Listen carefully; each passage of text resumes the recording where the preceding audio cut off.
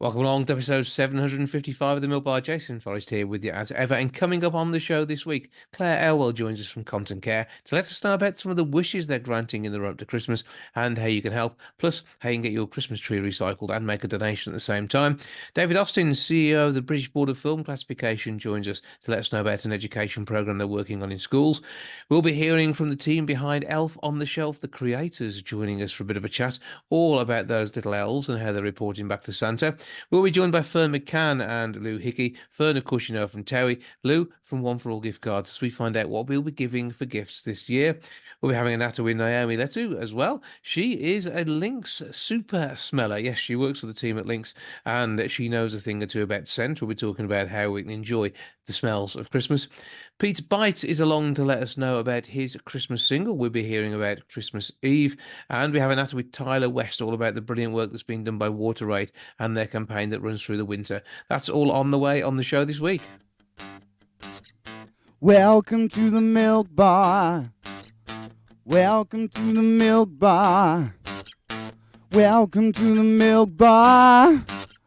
Welcome to the Milk Bar. Welcome to the Milk Bar.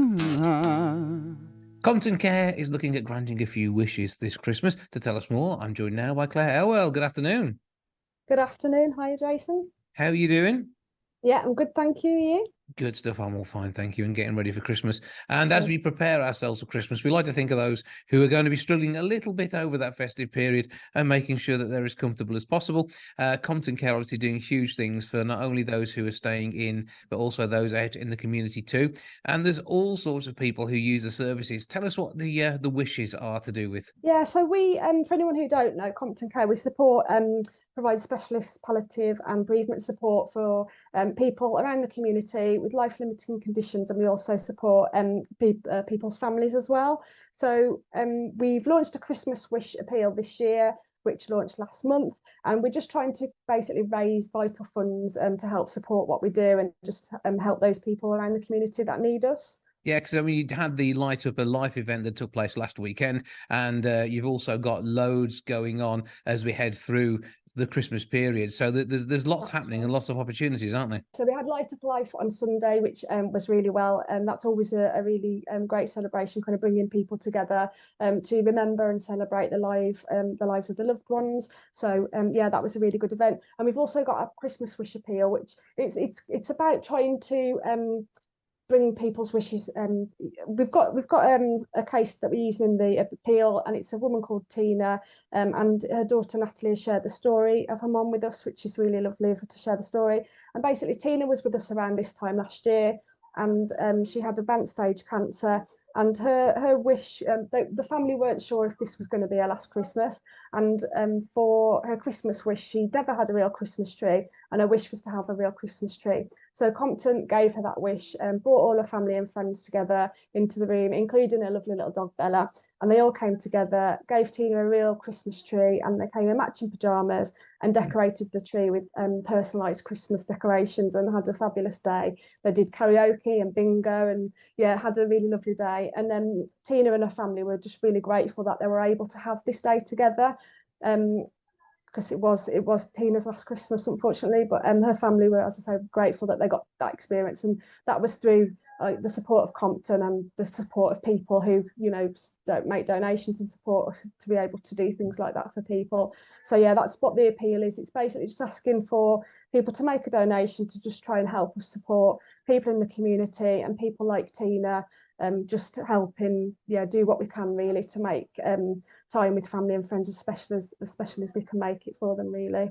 Absolutely. And it's part of what Compton do. It's all about living. It's not about anything else. Yeah, absolutely. It is about living, and it's we do have people that come with the life limiting conditions, and it's about making lives as special as they can be, fulfilling any wishes that they want, making those kind of precious time with family and friends just as special and as memorable as possible, really. And that's what we try and do here, is just to try and make people as comfortable and as happy as possible, and just just live and enjoy what they've got left, really. So yeah, that's what we try and do. Yeah, because Compton Care will be dealing with people who maybe literally have hours left, and it could be that they only join you to have a relaxing, restful environment for them and their family as they say goodbye. Or it could well be they are using the services for years. There might be respite help in there. They could be part of the outpatients visits with lymphoma, or it could easily be on-site visits to the likes of the cafe-style events that you have down there. And all of this is about making life as great as it can be, being aware of the situation that people find themselves in, but never letting that really stop them doing something that's going to make a huge difference. And if you are able to contribute, I mean, £5 could provide festive art and craft supplies. Those sort of sessions that take place down there, again, helping people to sort of get into doing something and being part of life and realizing that life is still fulfilling, even if you do have an issue. £23 funds an hour of bereavement support, and then you've got £52 maybe coming to contribute towards one home visit for one of the community nurse specialists for a patient this Christmas. And whether it's you personally donating, it could be you donating the money you'd normally spend on Christmas cards, or if a workplace wants to get together and do something as we head towards the Christmas period, absolutely worth getting involved in some way or form. Yeah. So once again, how do people find true. out about the work, and how do they get in touch to make a donation and help make a wish come true? Yeah, so all the information about all the things you've just mentioned. We've also got tree cycling that's live at the moment. So if people want to recycle their old Christmas trees, all they need to do is make a donation of suggested amount of £12, and then they can go online, book their slot, and then we'll collect their tree from them outside their house. And we've also got a fundraising challenge that's happening in January for anyone like me that will probably eat a bit too much over Christmas. We've got a walk, well, it's a mile a day. So you can choose how you do that mile. So I'll be rowing mine because I've got a row machine. So you can walk, run, skip, whatever you want to do. So yeah, that's on Facebook. So for all the information of all the appeal and all the other ways that people can support, if you just go onto our website, which is www.comptoncare.org.uk, and on there you'll find all the ways that you can support. So yeah, we appreciate any support that anyone's able to offer. Well, have an absolutely brilliant Christmas. Love and care to Thank all you. the staff and those inpatients, and of course anybody served in the community by Compton too. And we look forward to hearing from you and how the tree recycling is going in the new year. Fab. Thank you very much. Thank you. Claire Elwell, thanks again. Ta for now. Thank you. Now, Christmas is a time for celebration, but the way in which we do that has kind of evolved over the years, whether it's changes in what people are asking for Christmas or just the way families are getting together. There's some differences there. To tell us more, I'm joined now by Ferne McCann, TV personality, and also Lou Hickey from One for All Gift Cards. Good afternoon to you both. Good afternoon. Hi. So first of all, I mean, Ferne, when it comes to it, how's your Christmas changed over time? Because when you first hit our screens of reality TV, I should think that moved everything around a little bit for you more than. Oh, definitely. I think when I was, my TOWIE days, I was probably waking up on Christmas Day with a little bit of a sore head. But my party girl shoes are well and truly hung up. And now I have 2 children, a stepson, a cockapoo puppy. So yeah, it's busy, but it's evolved over the years. And now my Christmas is all about the children and seeing the magic through their eyes and reliving my favorite childhood Christmas memories through them and with them. And now obviously being with my fiance, it's interesting actually, because I think when you find yourself in a relationship, you actually see how people spend their Christmases quite differently, and every Christmas is unique. And the research from One for All Gift Cards has found that 74% of people are open to embracing new traditions or guests. And I think I'm part of that 74%. Like, I'd be open to embracing his traditions and vice versa. Yeah, so families come together and it changes everything around again. But who's easiest to buy for? The other half, the kids, or the cockapoo? Defo the cockapoo, 100%.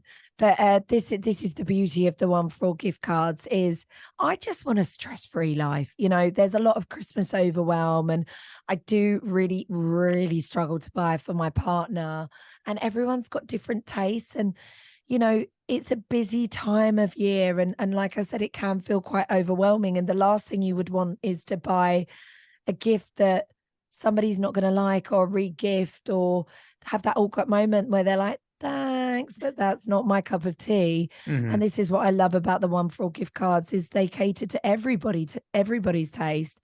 They're so diverse and they're compatible with over 170 brands. So absolutely perfect. And, you know, you can pick them up from supermarket or post office. So when you're doing your Christmas shopping, you can get them there and then.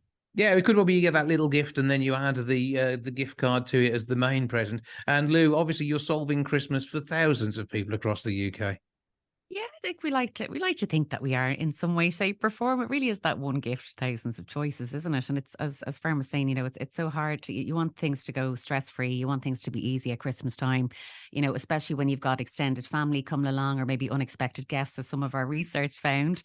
They were saying that over 50% of people said that they've had unexpected guests turn up on Christmas Day. So, you know, if you've got that gift card in your back pocket, you know, happy days, they're not going to go without a prize or a present. Well, it doesn't even have to be in the back pocket either, does it? Because you can sneakily nip upstairs, buy one online on Christmas Day, and then print it out and hand it to them. And it looks like you planned it all along. There you go. I love that. You don't even have to print it out. You could just send it digitally. You can. That's exactly it. A personal video message. Happy days. But you'd have to change your outfits if you're doing it on Christmas Day itself, wouldn't you? That's very clever. You've thought about this, Jason. Yes. Yeah. Well, because I normally by about 1 o'clock, I've got turkey and stuffing down my shirt, so I have to get changed anyway. So it works better that way. But I mean, it is good fun when you do get unexpected guests sometimes, and so you want to be there for everyone. And I mean, you can even judge the quality of the gift they gave you, and base your value of your gift card on it, can't you, Ferne? Absolutely. Absolutely. You could just be super prepared with the gift cards. But yeah, do you know what? I would welcome unexpected guests because I just feel like my house is very much an open door and I would hate for anyone to be by themselves on Christmas Day feeling lonely. So whether it's a neighbor or a friend who couldn't get back to their family for whatever reason. I mean, I'm hoping that we get snowed in this Christmas Day. Jason, I've heard that back in Essex, it's snowing right now, which sounds absolutely dreamy. But yeah, like I said, anyone's welcome at our house on Christmas Day. Right, okay, I'll grab the address, I'll nip round and get snowed in and nick your food. But I thought you might say that. So, but no, I'm going to get a great gift because you'll probably give me a one for a gift card just for bringing, being around and having good fun. But it is sometimes difficult to prepare for all of this, and this is where it does make it easier, isn't it? Exactly. Like I said, anything for a stress-free life, and just to make it a bit more seamless. It's just such an easy choice. And there's so much else to think about on Christmas Day, whether you've got children or you're trying to get somewhere or you've got lots of people to cook for or you're sort of managing your family dynamics, however that looks like for you, or your children are opening presents or you're going out on a Christmas walk. It's a busy time of year, isn't it? Mm-hmm. But I mean, you've also got the food and everything to get together. And are you both going traditional Christmas dinners this year? Oh, well, yes, I am. But I'm out on for Christmas lunch this year, which is, I guess, controversial. Some people like to keep it indoors. I know I do, but it's just one of them years, Jason, where my sister is with her husband and his family. And then my mum is with her partner, but then we're all regrouping in the evening to play Christmas games, mince pies, mulled wine, all of that. Sounds like good fun to be in. Lou, are you up to the same sort of thing? I am going traditional, but I wouldn't be adverse now to trying something different. I'd be kind of open to that now. So it showed it in our research. 26% of people said they've forgone the traditional turkey and ham and have gone for something completely different, cuisine-wise, because of, you know, one of the guests that they might have had, whether they were unexpected or a last minute kind of addition, just to kind of stir things up a little bit. So I'd be open to it, but probably turkey and ham. I do like it, especially the next day. Yeah, I would say the cold meats are absolutely brilliant. But I mean, turkey is obviously a recent development anyway. As soon as it came over from the US, I mean, it would have been goose or beef, I suppose, but in the past in the UK. I quite like a turkey crown. You know, I'm not going to go for a full turkey because I like a bit gammon. I like a little bit of everything. So yeah, I'd go for just a smaller piece. You still have the stuffing though. Oh my goodness, stuffing balls. Yes, gotta have that. Balls. Cannot. Sage and onion, homemade. Love it. Tuck in a few cranberries. Oh yes, a few chestnuts. Oh, this is sounding good. The chestnuts, it's so nice. But as you're out on Christmas Day, does this mean you're going to be cooking at home on Boxing Day, Ferne? Well, I'm going to do like the little Christmas snacks just to make it feel festive in our home. So like We make palmiers. Has anyone heard of these? No, you mentioned this before. They're Tell me about Parmier. they're like a puff pastry, and my mum used to make them every Christmas. They've got like anchovies in them or Parma ham, and also kit film biscuits. I think they might be Scandinavian. Don't quote me. They're absolutely stunning. Dusted in like icing sugar. They're insane. Okay, we definitely both need an invite round for this lot now, don't we? Absolutely, we're going. We're absolutely going. You bring the one for all gift cards. I'll bring a bottle, and we'll go and hijack the Boxing Day treats. Stunning. It's going to be good. But obviously, yes, we're getting ourselves ready for Christmas. It's that time of year when the planning needs to be done, which means we will be nipping out. And I mean, Lou, I'm going to let you give us the number of thousands of shops we can actually use a one for all gift card at once it's been bought. Do you know what? There's thousands of outlets. You're talking about 170 brands that'll accept the one for all gift card. And then you can also shop online with participating retailers as well. So that's a brilliant way of doing it. And top of your Christmas list then, Ferne, is going to be a voucher so you can nip along and buy something good for you and the family. Absolutely. It's going to be my gift for everyone this year. And I would quite like to receive one myself. Thank you very much if my hubby's listening. There we go. We know what's got to be done now. Lou, where do we go and get them from? Because we mentioned the stores, but we can also buy online, as we were alluding to earlier, and you can make that special video message and everything. You can, absolutely. You can pick them up in your local post office, supermarkets nationwide. You can jump onto our website, oneforall.com, where you can purchase them there. Or you can, if you did happen to forget somebody, God forbid now if you did, but if you did, you can actually purchase a one for all digital gift card. You can personalize it with a little video, or you can add in a little photograph and send it by text message or email. Yeah, exactly. Christmas morning shopping. That sounds like the plan, doesn't it? I think we're good. Lou Hickey from One for All and Ferne McCann, TV personality and guest host when Lou and I are looking for someone to do on Boxing Day. Thank you for joining us. Thanks, Ferne. Thanks you. Merry Christmas.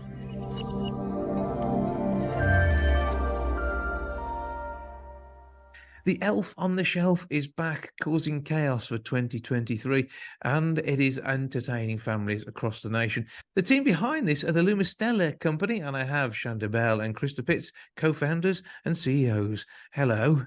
Hello. Hi. Thank you for having us. Well, good to talk to you, and thank you for the magic of Christmas that is brought to us by Elf on the Shelf. Now, this is something that's been going on for 13 years in the UK, but has it got a longer story in your native land? It does. It does. Actually, Shanda and I grew up with a tradition where the elf came into our home when we were young, babies even, and the elf worked for Santa. He would fly back and forth between in the US, which is Thanksgiving and then Christmas. And every night the elf would report to Santa and then come back and be in a new spot in our house. So it was a little bit like hide and seek. And we used to race out of bed to go find our elf. And then when Shanda had her first child, she wanted to make sure she could have that same magic and that same experience. And so that's how she and Mom began, with Santa's permission, of course, writing the Elf on the Shelf. Yeah, so we had the chance, and we started writing in roughly 2004, and then in 2005, we were able to launch the Elf on the Shelf box set, as people know it, with the book. And of course, a real elf from the North Pole that they get to adopt that comes straight from Santa Claus. And so, we were able to sort of outline this tradition and how we experienced it as children, and then how my mom experienced it as well. And so having the opportunity to share that tradition, because I wanted to share it with my own children, right? And so it just made sense, but we couldn't get anyone to publish it. And so we ended up having to do that ourselves. They all got coal in their stocking, I feel like. Yes. But I mean, this is something which is truly magical. And these elves here are these scouting elves from Santa, and they're pretty well behaved, aren't they? Well, some are, yes. Yeah. So the tradition itself is really simple, right? Where the elf watches during the day, reports to Santa at night. You have to name it. Yeah. And in the morning before the kids wake up, the elf flies back from the North Pole and lands in a different spot. So it's very much like a hide and seek game, the way the book itself lays it out. There are some imposter elves out there that have sort of grabbed onto this really fun tradition. And so we like to tell families, you know, that our elves match the personality of your family. Yes. So some elves are quite cheeky and Creative. very funny and very creative. Other elves simply do their job scouting for Santa Claus, watching during the day, reporting to Santa at night, and then landing in a different spot to watch the next day's activities. So you basically behave, particularly when the elf is there, and make sure that you don't end up on the naughty list. And I think it's important that we do think about our behaviour and make sure we are being good, particularly at this time of year. Otherwise, we may well miss out. I mean, we wouldn't want to do that now, would we? No, we wouldn't. And isn't that what the spirit of Christmas is all about, right? It's that time of year that reminds all of us to give back, to show kindness, you know. So I think self-control and, you know, this idea that Santa is watching us is an important part actually of the messaging, because we really are responsible for our own behavior. I think it's kind of funny, Jason, because people are like, oh, the kids. No. There's reports on parents That's too. right. So everybody is being checked up on by That's the right. elf. That's right. But you've got even more in the pipeline for 2024. It's going to be even bigger and better, isn't it? Yeah, we are so excited about this honor. You know, what we found was that children and families really are looking to us as the voice of Santa Claus and as the voice of the North Pole. They call the office, they email parents, grandparents, children, you name it. And so we really adopted this idea that we are responsible for telling the stories of Santa's North Pole and revealing sort of all of the secrets of his world. And so we will be releasing a chapter book next year in partnership with Far Shore here in the UK. Lots of new characters, lots of new stories. We have, of course, our specials on Netflix and Amazon Prime. So lots of cartoons and animated content for families, music, games, really being the voice of Santa Claus, using characters kids love, but in a way where parents can use those to infuse bigger messages, especially through our books and our stories, like the Elf Pet stories and the Elf on the Shelf that always come with a book. I think that's a key feature of what we do. You know, you sit down with your Christmas book, you read it as a family, you immerse yourself in the tradition. And I think that's a really important part of what we do over maybe what some other imposter characters might offer. Well, yeah, particularly the reading is an important part, and it's a great way of getting your kids into reading when they're meeting up with a lovable character. I mean, 19.5 million of these elves are out there doing their thing, reporting into Santa, checking up on us and making sure we are all good. And, you know, that in itself is massively impressive. And with all the extras that are coming along, I mean, it's just a fantastic way of sharing. And, you know, where do the elves go to during the rest of the year? Do we know? Oh, we do. They're at the North Pole. They're back at the North Pole, but you know, they really have a lot to do to get ready for the following Christmas. We know because we work for Santa. It is busy year round at the North Pole. And then, you know, it's go season here when it hits December 1st and all the elves come back from the North Pole to visit their families again. Well, Lumistella is the brand name you want to make sure is on your elf. These are the ones who are doing the reporting in there. They're the only elves that I've got a direct line to Santa, aren't they? Exactly. Yes, they're the only elves with the direct line to Santa. Absolutely. So make sure you keep in with the right group of elves. That's all we're saying here. Chandravel and Krista Pitts, thank you both for joining us, and have a fantastic Christmas alongside the elves. You too. Happy Christmas. Thanks, Jason.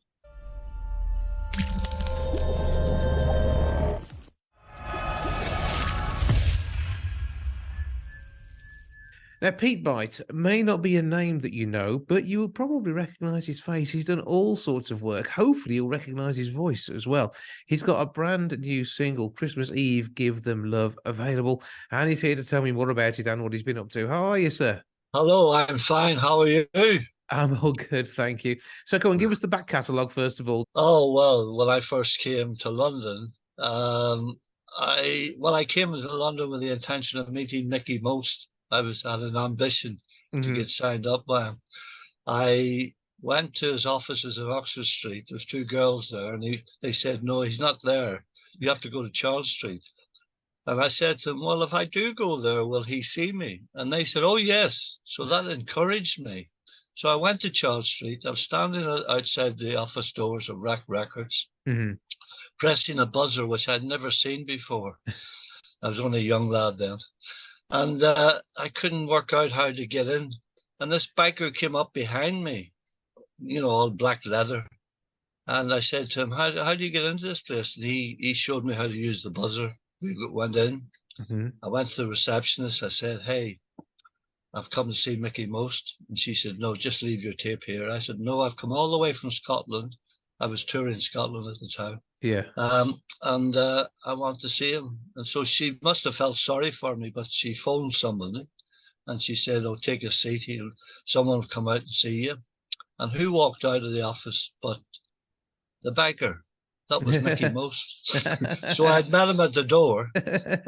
Well, that's a great start to the story, and only the absolute start to it, because there's been all sorts of musical work and some TV thrown in for good measure as well.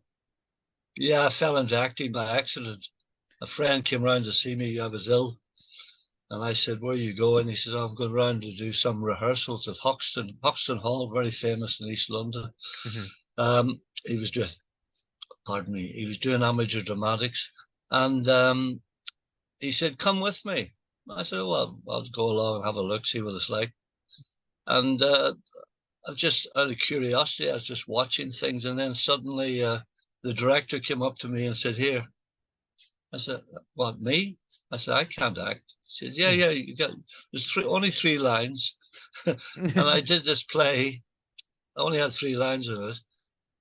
And somebody saw me and said, hey, I want you to do my play. And he gave me the leading part in a play he had written, which I ended up doing. And then I met this agent or someone who recommended me to Thames Television. They were doing the bill. And I went and met the casting director, and she gave me a part in the bill. So, I mean, it all fell by accident into place, if that makes sense. These are the best things sometimes, aren't they? When happenstance and chance bring you together with a whole career. Yes. And I had a good time and a fluent time of doing some acting on television. But then I moved into stage plays and did a lot of that. Well, the music is where we're looking at the moment, and Christmas Eve, Give Them Love. Where did this one come from? Well, this was a tune that was in my head for a while. And then it's escaped. Well, hopefully it will escape to the public.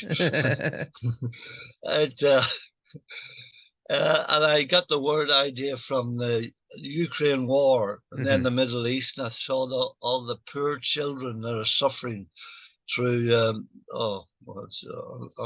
unexplainable. I'm sorry, I can't just say how bad it is. It is so terrible the way people kill each other.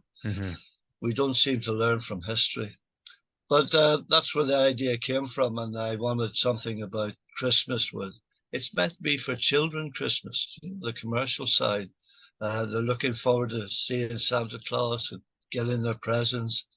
So I felt, I have twins myself, and I wrote it really for my kids and for the kids of the world. And that was where the idea came from. And obviously, with your musical talents and your musical friends as well, like this probably came together quite easily when you finally got to the studio with it. Yes. I had a friend who was doing a bit of a producer, Mickey B. Good, he goes under the name of, and he helped me record it. And I wanted the Celtic flavour, bringing in the uilleann pipes. We searched for a long time to find an uilleann pipe player. It's an instrument that's not played very, very regular by a lot of musicians. There's only a few people play it because it's quite a difficult instrument. It's like an Irish version of the bagpipes, but instead of blowing, they pump the bag with their elbow. Oh yeah, and then they play the what it's called, the stick with all the holes in it. Is it a chant or something like that? I'm not sure. They've got all these bits of specific names, don't they? A band like the Chieftains, they use uilleann pipes, And of course, Riverdance. Riverdance, very strong uilleann pipes in that. So it's an instrument that people hear and they go, "What is that?" They're never quite sure, but they know they like it, which is what counts. So it's got a very pleasant sound, yes. Yeah, it does the job. It's sort of restful, isn't it? And but it's still jolly. We like jolly. Do you? Yeah, it makes it nice and exciting. So where do we go to for the music, for everything you've done, and to look at more of the whole back catalogue here? Well, you can get my website, the Pete Bite Music website. You know, PeteBite.com. You can go Amazon, Spotify. Yeah. Mm-hmm. I mean, I am dotted all over the internet. Here, there, and everywhere. And also available on the box set of the bill as well, which is always good. I don't know. You're bound to be featured somewhere. There's bound to be repeat fees, hopefully heading your way. So PeteBiteMusic.com, PETBITE music.com, and you can check out that, grab the single, and know that you're sort of sharing a little bit of love on Christmas Eve and beyond. Pete Bite, thank you for joining us. Thank you very much, and a Merry Christmas to you.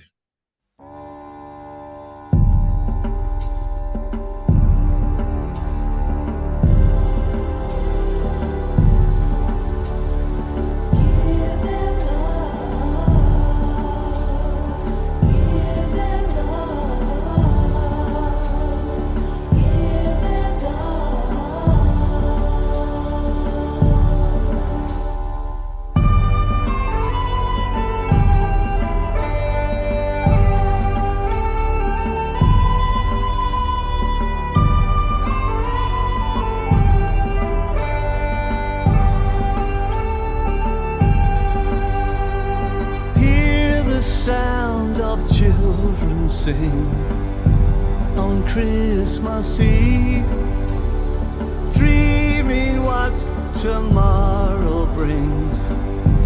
On Christmas Eve, they'll be waiting, eyes wide opening, for the coming of the dawn. So ring the bells of joy and love on Christmas Eve.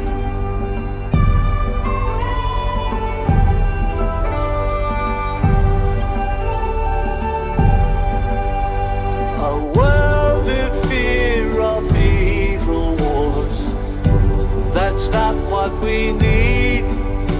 We speak of love, we talk of peace, yet choke on our greed.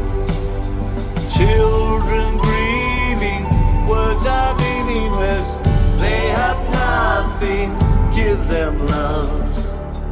And ring the bells of joy and love, all on Christmas Eve.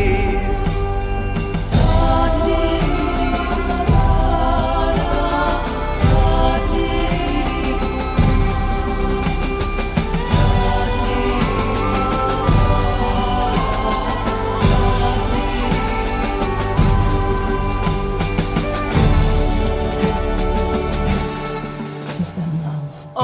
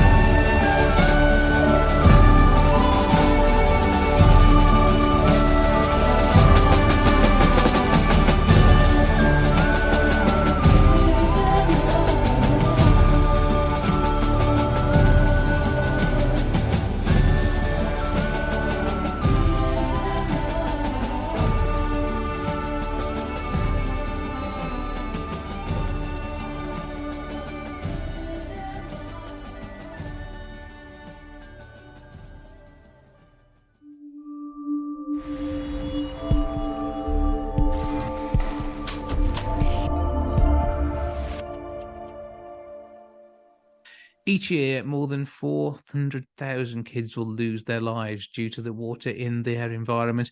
Water Aid is trying to address that and help to make sure that there is quality drinking water for all.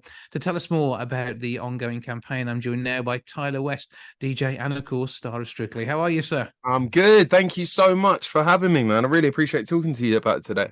Well, good to talk to you. I mean, 400,000 children under 5 dying is horrendous. Yet it is something that we take for granted, the fact that we can turn on a tap and get drinking water. Now, obviously, the water companies in the UK are doing an amazing job looking after us, but that isn't something that's available in these third world countries. No, it's not so available. And I mean, you put it right there. I feel like it's something that we take for granted, getting up in the middle of the night and going to have a glass of clean water, or just waking up in the morning and using it to brush your teeth. It's something which is actually a blessing, and we should be very grateful for. And it's not as accessible around the world. I mean, almost 1 in 10 people still don't have clean water close to their home. And that statistic in 2023 is beyond me. Yeah, Water Aid are launching their latest campaign, and this is, I mean, it's important that we think about this rather than, we see adverts on TV. There might be some conversation. We hear when there's a famine, but this is a constant famine for H2O. Yeah, I mean, droughts and cause longer dry seasons. That obviously has a knock-on effect for any water source in and around the world, especially in areas that I visited over in Zambia. And the knock-on effect that has to the accessibility for communities, schools, and villages to go and source water is it's beyond. And whilst we're off holidaying in the likes of Gambia, we'll just pick up some bottled water from somewhere. The cost of that is prohibitive to those people. It's just not an available thing. Yeah, exactly. It's not available, and it's one of those things which you would think it's a basic human right to have access to clean water. And the fact it's still going on in 2023 is hard to sort of stomach. And especially for myself, when I was over in Zambia and was visiting the Kazangula region, I was able to see the effects of what it's like to live without clean water, but then also on the flip side to that, the positive effects and how it can make impacts and changes to communities, and it can empower communities, and it can give people a sense of hope, which I think is what we all need in this world. Yeah, I mean, the Water Means Life campaign is being run throughout the whole of winter. And a time when we think about our own water, we are told not to waste water. We know that we need a good snowy winter to allow us to be able to fill the aquifers up, which give us water to come out of our taps and fill our lakes and reservoirs. But when you don't have that advantage in these parts of the world, the Water Means Life campaign is so important. And what are they doing on the ground to improve things? I mean, visiting the projects and seeing sort of what we would call a pre-intervention, which is a community that is about to receive Water Aid's intervention, and then you'd see a situation where it would be like a school or a community or a village that was post-intervention.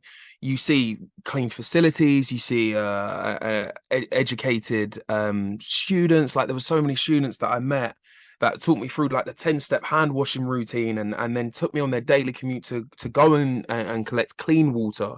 And it's working in those communities so that they can take ownership of that and really sort of embody what it's like living with clean water. Every bit of donation. I mean, I was a bit naive before. I would think, when you think about a project or of a charity going in and helping to set up clean water, you'd think that it'd just be like, oh yeah, we set up a little clean water tap, there you go, off you go, happy days. But that is not the case. It's about the longevity of it and changing lives forever, not just for a minute.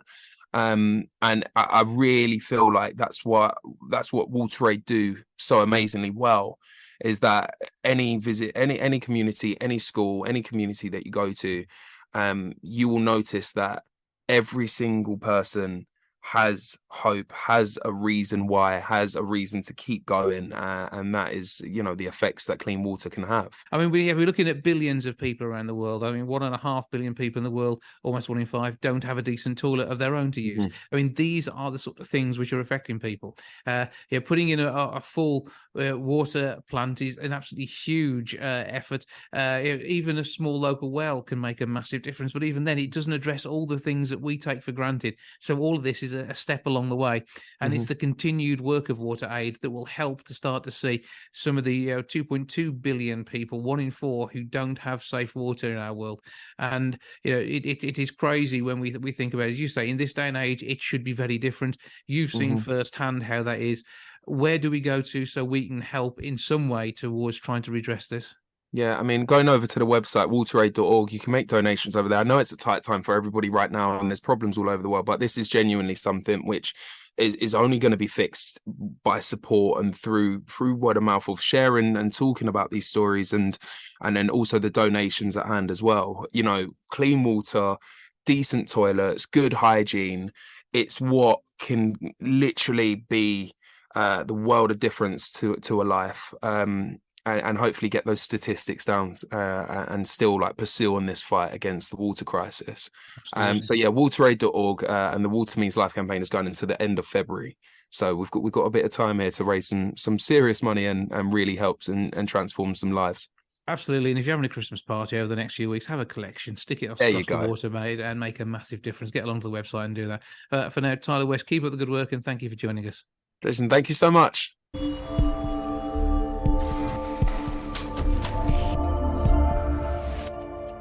It seems it's beginning to smell a lot like Christmas.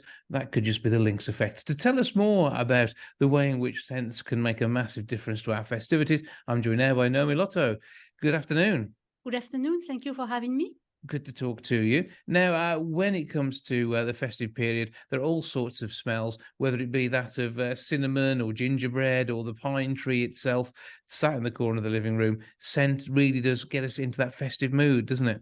Yes, so according to the research conducted by Lynx, our favorite smell are cinnamon. So think of woody, hot, spicy, a bit of sweetness. Of course, mince pie being one of the key one, with this nice fruity and spicy, without forgetting our dear turkey, right? Oh yeah, roast turkey, that's going to be good. Yeah. And roast potatoes give off a nice smell and aroma too. And it's going to be, all part of the aromas that build up through the day. And I think that's quite nice as well. It could start with the smell of wrapping paper in the morning, because wrapping paper does have its own scent, doesn't it? Yes, because actually when you're under the Christmas tree, so first you will smell the pine needles, it's fresh, aromatic, and then you try to open your present, try to see, try to guess, is it a candle? Can I smell already through the wrapping paper? Think of a new book, also a new pair of shoes that you really wanted to have for the most fashionista of us. And of course, fragrance, right? Fragrance is such a good, nice gift to receive. It can be fragrance, sprays, of course, a nice candle. And I have to think also on the fragrance gift set as such important. And I'm thinking directly of Lynx Africa being such iconic in the UK, because you have all these nuts with mentioned, right? It's quite cinnamon, you have a woody nut, vanilla, and this fresh aromatic that bring you automatically to Christmas memories. And is what smell is about. Fragrance is such personal to you, to your own experience, because it brings the memory you have with when you were a child.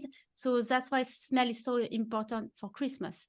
Absolutely. And I mean, you're a super smeller, aren't you? You're somebody who does this for a living. Yes, so I am a fragrance expert. So I've always been passionate about fragrances. So how you can see with my very strong accent, I am from France and I grew up in Normandy, in the countryside, and always loved smelling, going to the forest, smelling flower. And then I did some studies in chemistry, and I studied fragrance perfumery in Versailles, near Paris, where you learn how to describe fragrance and how to create fragrance. So when it comes to all of these things, I mean, you must be in great demand to make sure that the scents that we have are consistent, I suppose. I mean, you're working for perfume companies, I'm going to guess? Yeah, so I am working for Lynx. And actually, exactly when we develop the fragrances, we need to ensure that people are going to be happy. You have a bit of addictiveness, sophistication in the fragrance. And also, you make people fresh and clean and happy to wear our fragrance. So it's quite something that I like to do, and I'm proud of it. Well, yeah, and Lynx itself is obviously a brand which has been going for a number of years. Africa has to be one of the longest running fragrances they've done. Yeah, and they bring in limited editions as well. I think that's quite exciting. So who knows what's going to be in that Lynx gift set when you get it for Christmas? Yeah, so it was launched in 1995, and actually what I like to say is like each year is a favorite gifting, and is more sold than Christmas trees. It gives you how iconic Lynx is in the UK, and I'm sure our listener will receive for Christmas a little Lynx gift set. I'd be disappointed if I didn't get a Lynx gift set. And what will be your favorite to receive?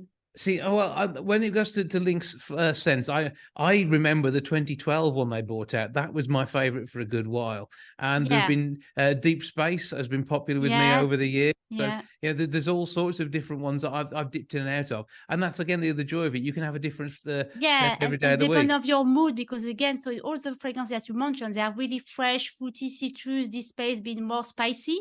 So bring back to this Christmas atmosphere. So, yeah, you can have a fragrance for summer, for winter, depending of your mood, and it will bring back to your memories. So don't hesitate to smell maybe Black or Epic Fresh, where you have a grapefruit, bergamot smell. And that's why I love doing this job, because you have fragrance for everyone. And again, it depends of your personal culture and tradition. And again, the sense of smell is the most developed at the age until 10 years old.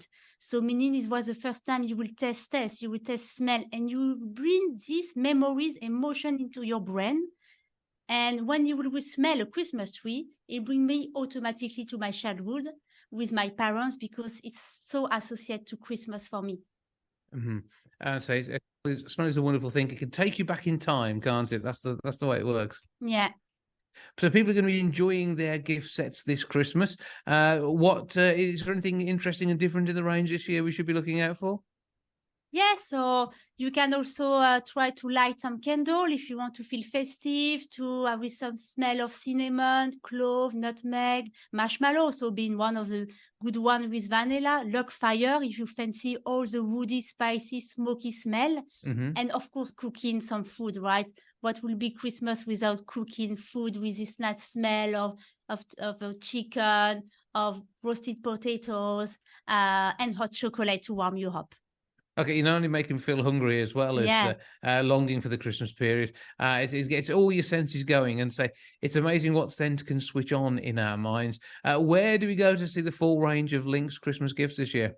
Yes, so don't hesitate to go to your local store if you want to have a look to the different range that we have, and have a look at which smell you could smell. So you could have the Black if you fancy fresh and woody, Epic Fresh, and of course Africa being one of the iconic. So don't hesitate to smell, and it's how the more you smell, the more you spray the fragrance on your skin, is how you will discover, you will find what will be your fragrance for your mood. Yeah, well, Epic Fresh is my shower gel in the morning, so that works for me every time. I'm happy with that. So you seem to love the fruity citrus fragrances, because you mentioned 2012, that was really fruity citrus, Deep Space, that was more spicy cardamom, and Epic Fresh, that is grapefruit and citrus. So it seems to be citrus and fruity are for you. That is my thing. So that's all good. And what are you hoping for Christmas this year? Yes, I will spend a bit of Christmas in Leeds, and after I will go back to my family home in France to celebrate with my loved one. That sounds absolutely brilliant. You have a great time over Christmas. We look forward to enjoying the Lynx range and expecting at least one box set, if not more, in our Christmas gifts. Naomi, thank you for joining us. Thank you very much.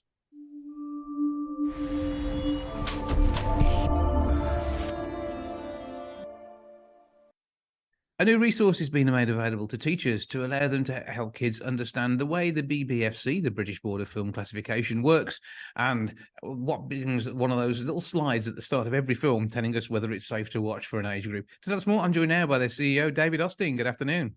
Hello, Jason. When it comes to certification on films, obviously you've got a team of people who have to watch everything that's going to be released before it can be allowed out into the wild. That's right, yeah. We classify films for cinema, we classify films for DVD and Blu-ray, and increasingly you'll see our age ratings on platforms like Netflix, Amazon, Apple TV+. So we're there to help families choose content that's right for them and avoid content that isn't going to be appropriate for their children, for example. And most of that stems around adult themes, whether it be talking about health, medical issues, the likes of suicide. It could well be that it's violence or sex, which is featured in the film. And all of this obviously has to be age appropriate. And whilst there will be subjects that will creep into there at younger ages, because they need to be challenging and understanding to be able to allow them to grow and see in what's a perfectly normal world to them through the world of media. But equally, they should not be disturbed by what they see. And it's a huge balance that you guys work with to make sure that people do get to see the right things at the right age. Exactly. And we work out what's right for people by talking to people across the UK. So every 5 years, we talk to over 10,000 people, the length and the breadth of the UK, including in the West Midlands, which is my part of the country. And we ask them, how should we classify violence at PG or sex at 15, for example? And they tell us. And it's why we have such high levels of trust from the public, from families, because we do what people tell us to do. Yeah, and whilst at 15, you might see some form of nudity in a film. Obviously, it wouldn't be sex-orientated nudity, and then in the higher ratings, it's all very much still a guideline to make sure that you're not going to cause offence, and things will still be cut from films because they wouldn't otherwise get a classification. It's very, very rare for us to cut something on a compulsory basis from a film. It tends to be a legal issue. For example, if it contains genuine animal cruelty or an indecent image of a child. Most of the cuts we make are at the request of the filmmakers, who will send a film to us saying they want a 12A, and the film that they've sent in to us is a 15. And they say, well, what can we change in the film to get it down to a 12A? So that's where we tend to cut content at their request. Mm-hmm. So it is about, again, that balance, isn't it? It's about who should see the film because of the story that's being told compared to the way in which the images and sounds are used to tell that story. Exactly. And of course, this then leaves a question mark about how this works. And this new resource, which is going to schools, really allows greater understanding on what's done here, gives transparency even further to the processes that you go to, but also works as a fantastic education as well. Exactly. I mean, we have an education team that go around to talk to schools across the UK. We produce a number of resources. We're going to be launching in January some video seminars for primary school, secondary school and sixth form. And we're always happy to come to Wolverhampton and towns around the area. Mm-hmm. I'm from Dudley, to talk to schools face to face about how we classify content. But the resource that we've launched today is in partnership with Brooke, the sexual health charity. And it's about... it's an important new teaching resource for relationships, sex and health education in schools. So the resource uses films and TV shows as a springboard for difficult but really important conversations to help support and empower young people in relation specifically to pornography.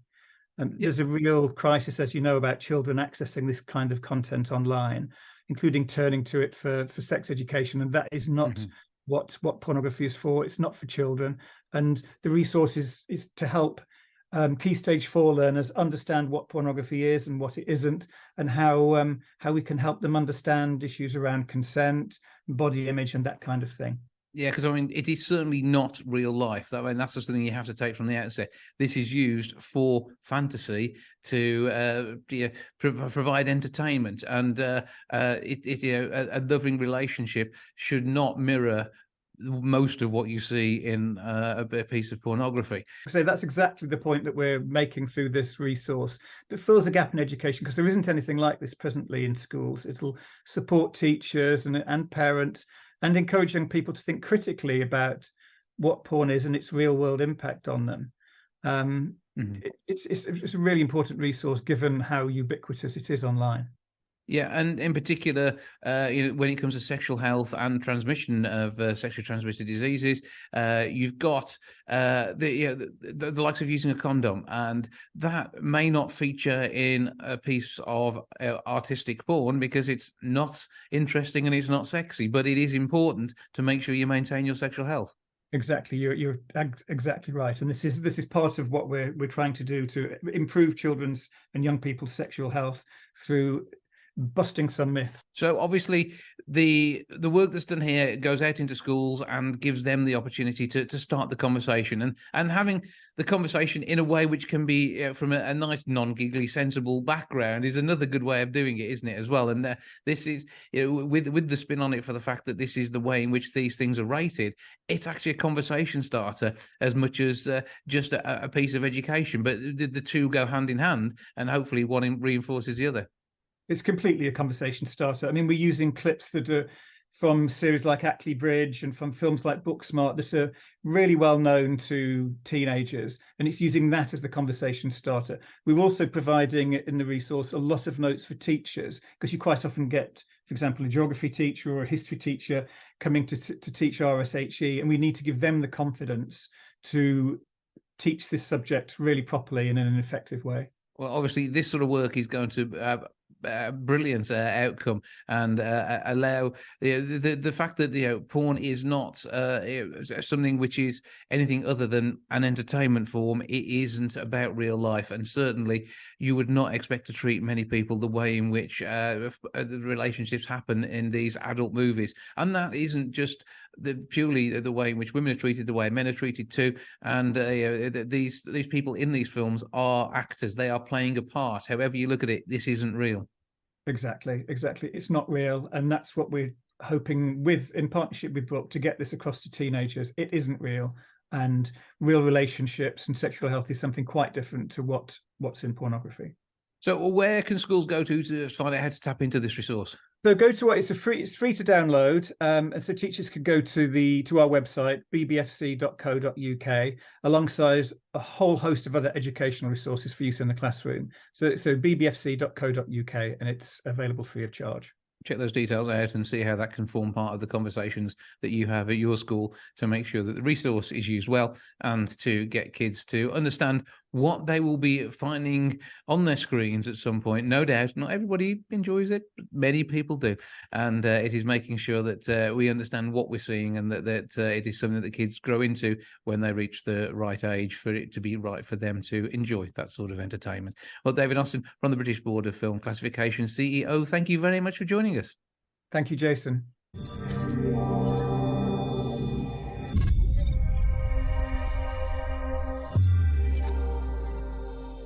That's it all for this week. Thank you so much for joining me back with episode 756 next week. I'll see you then. Ta-ra for now. Goodbye from the milk bar. Goodbye from the milk bar. Goodbye from the milk bar. Goodbye from the milk bar. Yeah. Goodbye from the milk bar.